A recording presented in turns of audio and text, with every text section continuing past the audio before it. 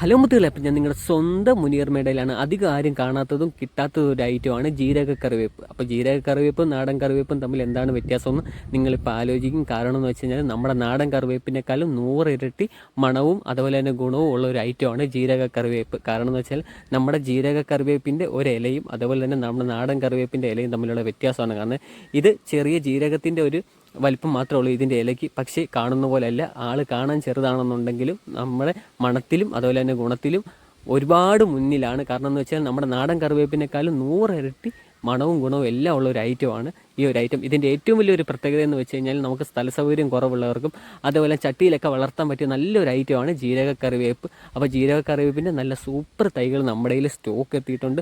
അപ്പോൾ താല്പര്യമുള്ള ഒരു മെസ്സേജ് അയച്ചാൽ മതി. അതുകൊണ്ട് ഈ ഒരൊറ്റ വീഡിയോ കാണുമ്പോൾ തന്നെ അറിയാം നമ്മുടെ നാടൻ കറിവേപ്പും ജീരക കറിവേപ്പും തമ്മിലുള്ള വ്യത്യാസം, ഇലകളുടെ വ്യത്യാസം തന്നെ. ഈ കാണിക്കുന്ന സെയിം തൈകൾ നമ്മുടെ കയ്യിൽ സ്റ്റോക്ക് എത്തിയിട്ടുണ്ട്. അപ്പോൾ താല്പര്യമുള്ളവർ വേഗം നോക്കുക. അപ്പോൾ നമ്മുടെ അടുക്കളയിൽ ഒഴിച്ചുകൂടാൻ പറ്റാത്ത ഒരു ഐറ്റമാണ് കറിവേപ്പില. നമ്മളെല്ലാ ആവശ്യത്തിനും കറിവേപ്പില യൂസ് ചെയ്യാറുണ്ട്.